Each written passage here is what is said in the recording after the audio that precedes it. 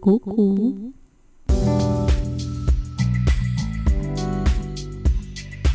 Проснулась этим утром и из вчерашних заметок записала для тебя подкаст.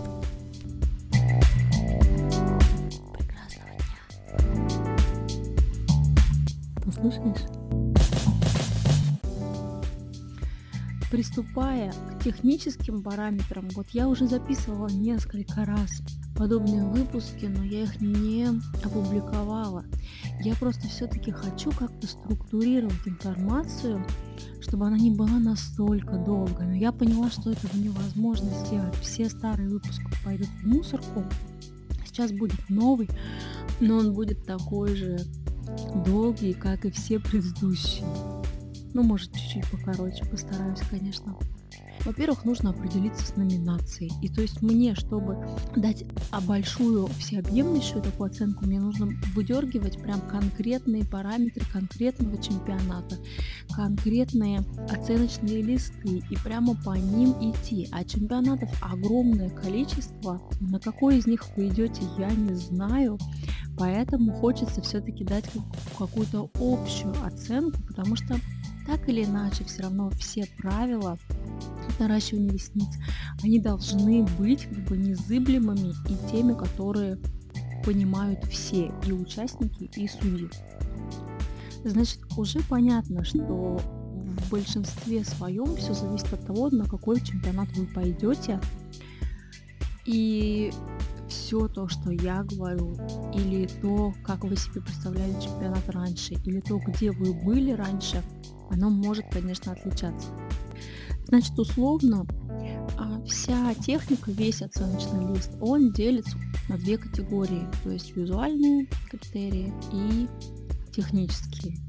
Но это все условно, потому что глупость, конечно, несусветная, и банальность, это все взаимосвязано. Я знаю, что вы слышали 350 тысяч раз это все, что все взаимосвязано, нужно и визуально делать все красиво, и модель приглашать симпатичную, и там что еще, там склеек не делать, технически все правильно. Ну, понятное дело, но как это реализовать, здесь, конечно, совсем другой вопрос. По моделям есть большой блок, там уже понятно более-менее, как их хотя бы выбирать.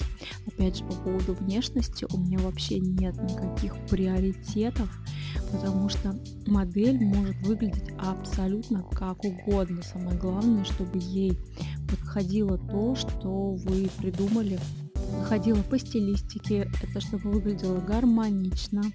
Ну, в общем, чтобы она и сама себя ощущала с этими ресницами классно и удобно. И у меня даже есть такая тема. Я, всегда, даже если модель идет там на какое-то наращивание бесплатно, все такое, все равно я всегда спрашиваю, а что бы вы хотели? Вот вы как себя видите, как себя представляете? Потому что в самом деле это важно, потому что если надеть на девочку какие-то ресницы, которые и на ней как на корове седло, она и из-за этого будет себя чувствовать неудобно. Вот, конечно, если это технически сделано неправильно, там какие-то супер большие, там длинные, то есть смотрится неестественно, многие девчонки, модели расстраиваются из-за ресниц, еще если у них там ожоги какие-то во время чемпионата появились, конечно, они будут расстраиваться и уже идти на судейство немного в подавленном настроении. Так вот, это все-таки кажется, что не важно, на самом деле это сильно важно, то, каким образом себя сам человек ощущает и удобно ли ему с вашими ресницами и как они ему самому понравились. Поэтому, конечно же, несмотря на то, что все говорят: ох, модель, ты модель, сиди, молчи и делай то, что тебе говорят, это совершенно не так. Я такой подход не поддерживаю. Я где-то шутила, что модель тоже человек. Понятно, что это шутка такая, да? Но суть понятна, что вы не можете просто навязывать свои какие-то критерии. Все равно, если человеку не хочется делать то, что вы предложили, если ему это не нравится, то не надо заниматься такого своего рода насилием. Я вообще не знала никогда, что можно применить термин насилие к наращиванию ресниц, но реально можно. Итак, открою, прям наугад. Любой оценочный лист, вот у меня есть категория, 2D объем, давайте, это самое прям простое, что может быть. Сейчас я здесь все включу, и мы посмотрим, какие критерии здесь указаны. И в сегодняшнем ролике будет «Как не терять баллы именно в визуале». С техникой мы разберемся чуть-чуть попозже. Общее впечатление называется чаще всего этот критерий. И там смотрим мы что? Общий вид модели. Исправление какой-то асимметрии, если это есть. Правильность подбора эффекта. Насколько гармонично выглядит работа в целом. И этот критерий оценивается на десяточку максимальная. Сюда также включается дресс-код, который установлен чемпионатом. Бывает, что можно схватить штрафные баллы просто на ровном месте. Об этом я тоже отдельно запишу эпизод, где по штрафным баллам, потому что вообще не хочется потерять какое-то количество баллов, это очень важно. Эстетическая составляющая. Опять же, все ваши ожоги, все не одетые не по дресс-коду модели, баллы занижаются. Плюс эффект, гармоничность образа, насколько вы сделали правильную работу эстетически, соответственно, конечно, по мнению какого-то судьи. По эффектам и длине, нет, по длине я могу точно сказать, но по эффекту очень сложно сказать, какой стоит выбирать, потому что это сейчас просто ткнуть пальцем в небо, и я не вижу исходника. Я не знаю, какую модель вы выберете. Все зависит, опять же, от номинации. Вот я поэтому здесь в растерянности, и мне нужно просто записывать, получается, каждый следующий эпизод про отдельную категорию, про отдельную. То есть там слишком много вот этих нюансов, поэтому вот в этом заключается загвоздка в том, чтобы я не могу дать конкретную информацию по определенной, вот, может, даже модели. Короче, принято приглашать таких типовых, что называется, со стандартной внешностью модели. Однако сложность моделирования работы, да, и исправления асимметрии, это, конечно, имеет место быть. Просто я уже говорила об этом, что не каждый судья может это по достоинству оценить. Принимайте решение все-таки самостоятельно. Снова к тому, что чемпионат это все-таки очень странная вещь, никогда не знаешь, какой будет исход, поэтому принимайте решение, исходя из внешности вашей модели, подбирайте ту модель, которую, вот что бы вы хотели, какое вы наращивание придумали, подбирайте девочку, которой тоже такая эстетика нравится, чтобы это все смотрелось гармонично, и вот в таком вот дуэте вы делаете работу классную реально, и вот она будет оценена по достоинству, я уверена. Поэтому ваше стремление и ваш потенциал плюс модель, она может быть абсолютно какая угодно. То есть нет такого, что модели должны быть типовые. Например, я просто так не считаю. Конечно, так принято давно уже, но по эффекту у меня вообще нет никаких предпочтений. В визуале, как ни странно, самое главное это заполняемость. Я еще, когда буду в технических критериях, я об этом расскажу более подробно, но даже я не могу об этом сказать, я даже здесь скажу об этом подробно, потому что когда у вас не заполненный центр, работа на общем впечатлении никогда не может получить высокий балл. Поймите, что в классике вы работаете тонким волокном, и натуральные ресницы модели и синтетическое волокно, они идентичны. В таком случае можно не заметить пропусков на классике, потому что она подразумевает такую, прям совсем естественность. Когда вы работаете в других номинациях, конечно же, вы закрываете первые 10 внутри, первые 10 на внешнем, и у вас получаются очень густые углы. И таким образом вы просто-напросто не успевали, волновались, да все что угодно на чемпионате может происходить, здесь никто ни от чего не застрахован. Просто суть в том, что вы забываете о центре, и такие работы априори, только там, где нарощены углы и центр не заполнен хотя бы на 50%, такие работы, по крайней мере, у меня больше 4 не получат. Именно так должны оцениваться работы, которые недоделанные. Я все понимаю, что-то там случилось, пошло не так, но старайтесь, чтобы визуально ваша работа за счет заполняемости в любой номинации, неважно, в гиперобъемах это, конечно, заметно больше всего, однако гиперобъемом и закрыть проще всего. То есть старайтесь закрывать равномерно. Равномерность заполнения. Иногда можно пожертвовать двумя там ресницами, 2 баллами во внутреннем углу, чтобы сделать равномерное заполнение. То есть чемпионат — это всегда выбор. Вы выбираете, где вы можете потерять какие-то баллы, а где вы не можете. Таким образом, если вы заполняете и набираете по десяткам в углах, но у вас центр пустой и вы не успели, вы сделали идеально углы, я согласна, вы супер молодцы, но центр у вас пустой, вы и по заполняемости, ну хорошо, вы набрали 20 баллов по углам. Центр вы проигнорили, потому что сделали выбор в пользу углов, и таким образом у вас получилось, что вы за центр не набрали баллов по заполняемости, и по визуалу такая работа не может получать высокий балл. Таким образом, просто работа получается, что пролетает. Здесь нужно быть очень внимательным и такие ошибки не допускать. Все-таки заполняемость должна быть. И про нее все забыли, все говорят, делайте там углы, это важно, все такое. Нет, центр тоже должен быть заполнен. И у судей, которые оценивают визуал, у них вообще не должно сложиться впечатление, что работа недоделанная, потому что просто математическим счетом можно понять. Есть просто такая штука, как теория вероятности. Если вы на визуале выходите в верхние ряды, то есть вы занимаете большое количество баллов, то скорее всего у вас и остальные баллы будут высокие. Вы, конечно, можете на каком-то из критериев слететь и пойти по нисходящей, но в целом, если общее впечатление высокая оценка, то и остальные, скорее всего, будут тоже высокие. А если вы не набрали на визуале, то есть у вас там за визуал стоит только углы 4, ну как угодно можно, конечно, притягивать. Я помню там последние чемпионаты судейства, что ой, ну вот, они волновались, вот углы сделаны хорошо. Да ради бога, углы хорошо, ставьте им 10 баллов. Но если центра нету, за центр что поставить? 0, а на визуале как это выглядит? Я не могу увидеть ни эффект, какой хотел показать мастер, ни цвет.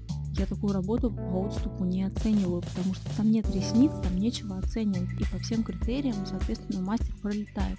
Это, видите, говорю про визуал, а получается, что просто все в кучу. Так вот, эффект выбирайте самостоятельно, но эффект, он виден только за счет заполняемости. Больше вы ничего не сделаете с этим. Поэтому заполнение и общее впечатление, они идут рука об руку. Да, пожалуйста, у вас там могут найти склейки, отслойки и все такое, но на общем нужно показать класс. Теперь у меня здесь в общем впечатлении, давайте уже конкретно. Длина, толщина, цвет. Вот такие вот у нас есть критерии. Снова только общие правила. Значит, с длиной здесь уже другой вопрос. Длина не подбирается в зависимости от длины натуральных ресниц. Это есть такое искаженное понимание длины. То есть, например, мастер смотрит, о, своя 12. Значит, сделаю-ка я 13, чтобы видно было, да, чтобы было красиво. Поэтому не стоит забывать, что кончики ресниц, они в любом случае тонкие. Даже самый длинный, даже самый черный, все равно кончик истонченный и светлый. Если номинация подразумевает какой-либо объем или лучи, то скорее всего вот эти светлые тонкие кончики, они потеряются в большом объеме. Или изгиб и толщина там даже самого тонкого волокна, там 5-й искусственной ресницы, это все перекроет все кончики ресниц, поэтому основные длины, которые используются на чемпионатах в стандартных технических номинациях, классика, 2D, 3D, там 4D и более, это от, скажу, 4, как бы можно и короче, например, если у вас там до 8 вы делаете минимум хотя бы 5 длин надо, то там от 3, да, совсем коротышечку ставите. В общем, до 11 это нормально. Есть случаи, когда можно использовать 12, но опять же лучше не переборщить. Но самое основное это 5-10, например, там 5-11. Опять же, я говорю 11 и в уме держу момент про ряды. То есть я говорю 11, но имею в виду 11 в зоне максимальной длины, там, допустим, по нижнему рядочку. Соответственно, на верхнем будет стоять 10, там, 9 или 8. То есть, соответственно, такая работа будет аккуратная, симпатичная и не длинная. Самое главное, не переборщить. Ничего страшного, если кончик чуть-чуть выходит за рамки искусственного волокна, опять же, если это объем, то он у вас все перекроет.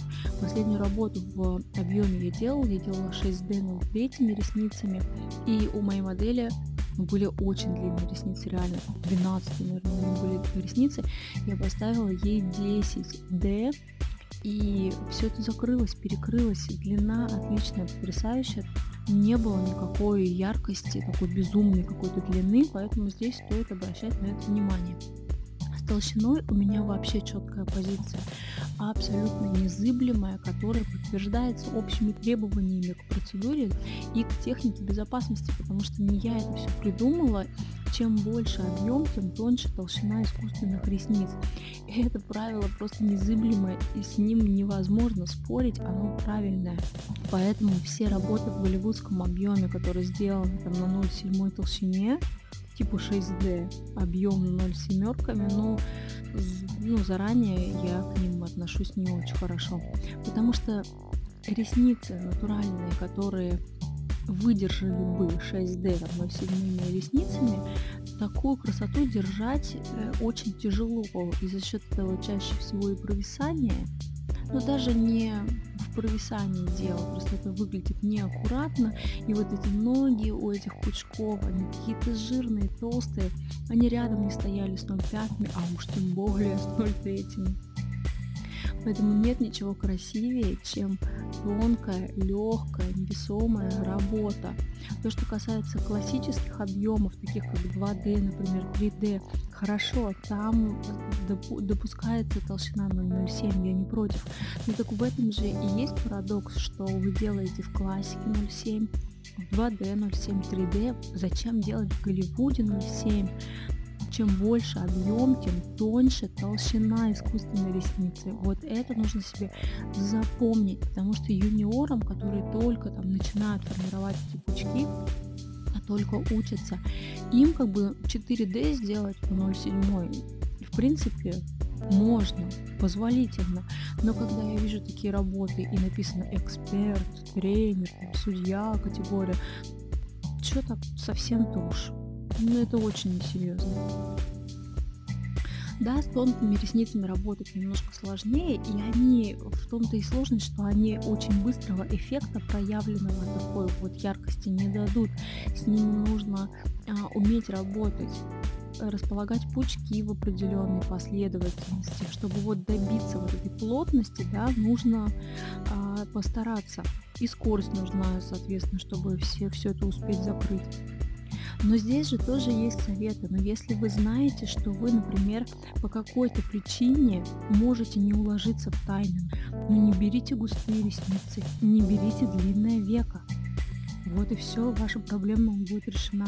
Или если в процессе, например, уже вот просто не рассчитали свои силы, не знаю, устали, в тайминг не укладываетесь, что-то пошло не так, не знаю, модель опоздала. Возьмите тогда 0,6 и 0,7 толщину и просто вот по несколько красивых пучков, точно таких же идентичных, поставьте, чтобы загустить вот это пространство, да, тем более, что микс толщин чемпионатами не запрещен. Микс цветов и толщин совершенно разрешается в любых номинациях. С цветом тоже здесь такая история интересная. Конечно, цвет должен соответствовать типажу модели, безусловно. Но вы понимаете, что чем тоньше ресница, тем наращивание выглядит легче. И вот этого цвета не видно. Поэтому, когда толщина 0,5 или 0,3 используется, то вполне достаточно только черного цвета, потому что очень сложно находить ресницы, а тонкие, там меньше 0,6 вообще не существует, коричневых. Да, в этом случае можно использовать толщину 0,6, 0,7 с коричневым, когда работаете. Но опять же, этот цвет Dark Brown, он просто уже переоценен, неизвестно насколько. Давайте предпочтение более светлым оттенкам. Я понимаю, что это зависит от типажа модели, но вот я просто хочу на этом акцентировать внимание, чтобы вы обратили внимание на то, что dark brown, вот этот цвет темно-коричневый, его чаще всего нужно разбавлять более светлыми тонами, даже если девочка у вас темная. Но когда говорят, что нужно миксовать обязательно и в чемпионате должен быть коричневый цвет, это абсолютно полная ерунда, которая вообще непонятно откуда взялась. В последнем оценочном листе мне так и написали: для чемпионата надо миксовать цвета. А кто это, простите, вообще сказал? И кто это придумал? У меня темная модель, у меня толщина ресниц 0,03. Извините, ради бога, но туда вставлять 0,6, 0,7 вот эти коричневые, во-первых, они неуместны совершенно, а во-вторых, кто это вообще сказал, что надо миксовать цвета и добавлять коричневый для чемпионата? Если, блин, у меня черная модель, зачем ей вообще коричневый цвет? Ну вот это дурость, понимаете? У каждого в голове, наверняка у меня тоже какая-то дурость, конечно, есть, просто я её не замечаю, но я все-таки пытаюсь как-то себя отрезвлять и смотреть глазами, ну, как бы адекватными, здравыми. Если мне нужно, если модель темная, то есть зачем коричневый? Вот кто-то может объяснить? Никто объяснить не может. Вот от таких немножко этих сумасшествий, конечно, надо избавляться и на вещи смотреть объективно. Если не нужны никакие дополнительные что-то там ухищрения, так и не надо их использовать.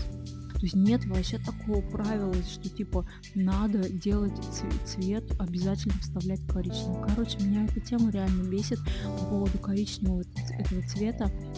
Тем более, что вот эти dark brown, они вообще реально не всем подходят. В основном светлые девчонки, я не хочу сказать, что белые. Вот, например, русую возьмем, мы темно-русую даже, какую-то девочку, и для нее dark brown вообще не подходит. Ей нужно мешать туда что-то другое, ей нужно мешать другой цвет, более светлый цвет. И все боятся этих рыжих кончиков, они вообще в самом деле не смотрятся никакой ржаной.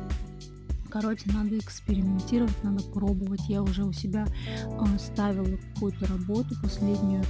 Там было два цвета коричневых смешано. И я поняла, что даже в этой работе, там был большой объем, недостаточно в пропорции 1 к 1 ставить коричневые ресницы темные, светлые. Это неправильно, нужно больше светлых добавлять. Хотя девочка была прям вот такая темно-русая, очень получилось ярко. Очень ярко получилось. Поэтому цвет здесь, будьте, пожалуйста, внимательны. Огромное количество цветов. И сейчас есть у Барбары вообще там 5 коричневых цветов. Ну уж из них-то можно что-нибудь собрать такое интересное, чтобы вот, тем более, когда вы миксуете несколько коричневых, это очень красиво, это прям бликует, играет, вообще потрясающе. Я, ладно, уж начала про цвет.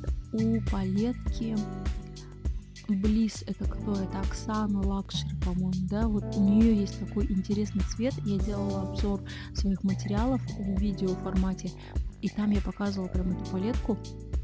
Очень интересный цвет.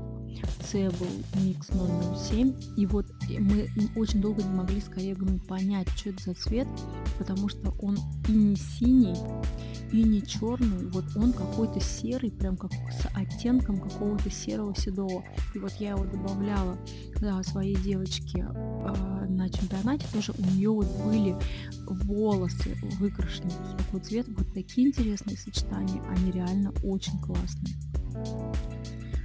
Кроме того, что я уже сказала, общее впечатление — это внешность модели, включая вот весь заранее продуманный, да, образ ваш для чемпионата. Образ я не имею в виду, что там надо ее как-то нарядить, вот просто ее внешность, качество характера вашей модели. Опять же, те девочки, которые сидят какие-то недовольные. Ладно, если они недовольны, ничего страшного. Я чаще всего на это вообще не обращаю внимания. То есть, если, ну да, устали, там, недовольные сидят, ну и сидите недовольные. Просто не нужно грубить. Ну, даже я за грубость не снижаю баллы, потому что я понимаю мастеров. Бывают такие ситуации, когда действительно мастер там, плохо подготовился, или что-то там произошло, какая-то замена, И эти модели, они порой просто приходят такие. В общем, это все опять же к тому, что нужно заранее все-таки готовиться к таким моментам. И вот моя технология, которую я предлагаю по взаимодействию с моделью, вот она позволяет таких ситуаций вообще избежать. Ну так вот, качество характера тоже влияет. Но опять же, мне вообще пофиг. Она может абсолютно сидеть с недовольным лицом, она может не улыбаться, ничего. Мне абсолютно плевать, как себя ведет модель. Как бы я вообще не снижаю, как бы это все для меня не имеет никакого значения. Так вот, и третий момент в общем впечатлении — это заполняемость и симметричность. Мгм.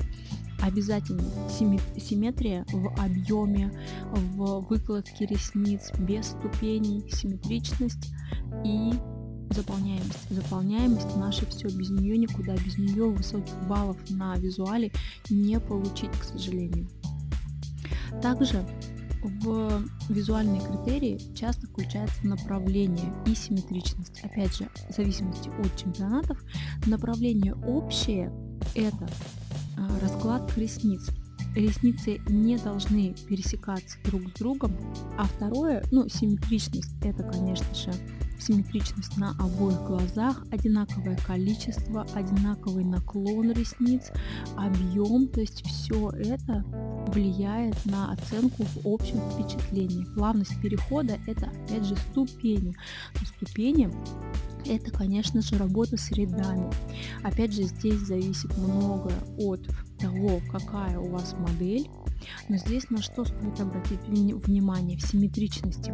Очень часто общее впечатление девчонок проваливают по нескольким причинам.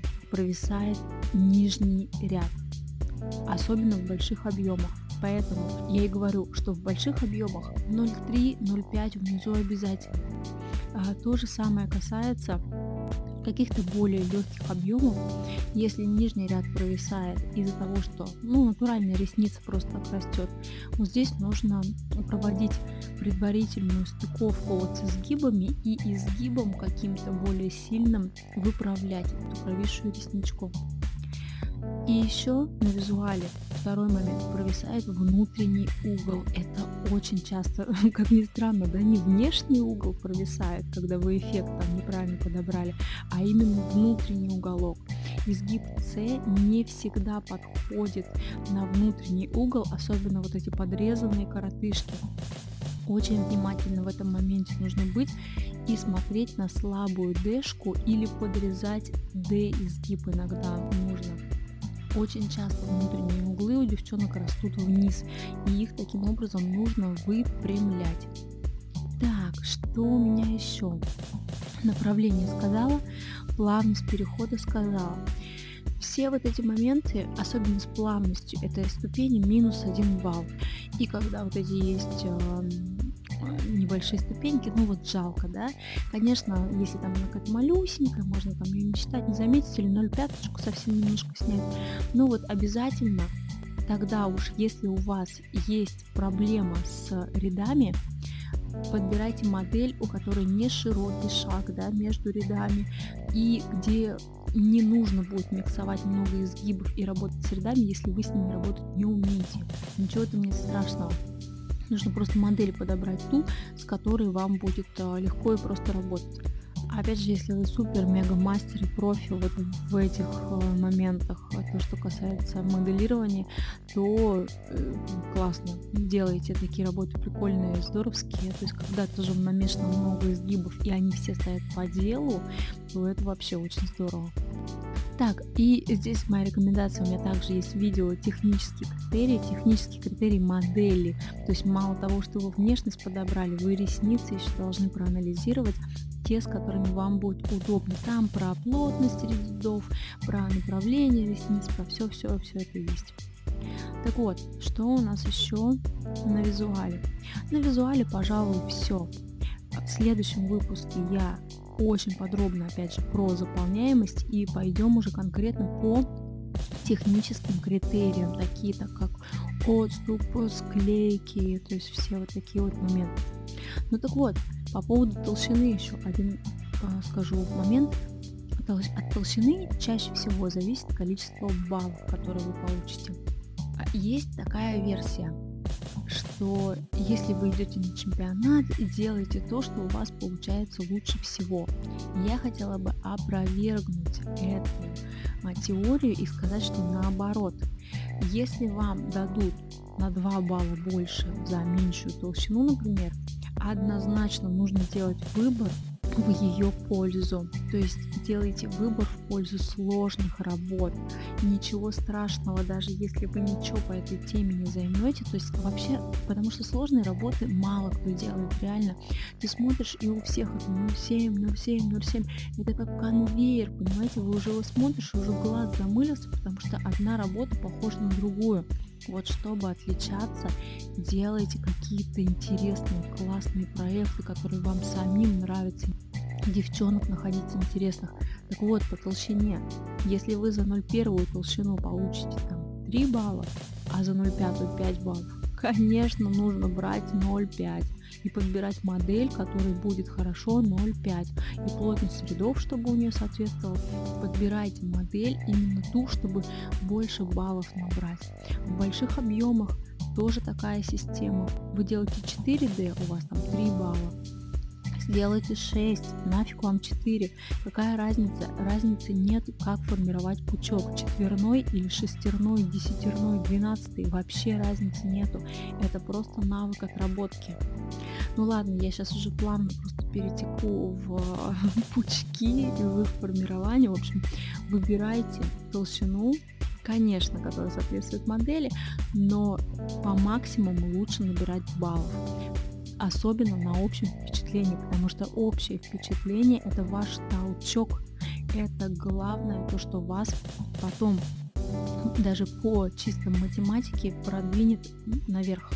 Вы в визуале набираете больше баллов, и таким образом вы уже как будто бы в более выигрышной позиции. Мы смотрим на ту работу, вот если она приятная во всем, если она заполнена, нет каких-то явных ступеней, по цветам красиво, толщина там какая-то тонкая, сразу же да, хочется ее смотреть, хочется не смотреть, даже несмотря на то, что если там вдруг найдется одна склейка, там 2 отслойки, мне вообще будет абсолютно на это наплевать. Это минимальные, то есть какие-то технические ошибки. Если на визуале работа классная, то скорее всего у вас будут высокие баллы и по технике. Ну, потому что это дополняемые параметры. То есть нет такого, что визуально работа классная, а внутри просто извините, хотела сказать. Я здесь как бы все равно в подкастах держу, такой формат, что никаких словечек таких, тем более матершинок, какой-то нецензурной лексики не употребляю. Это, конечно, не очень нецензурное, но все же.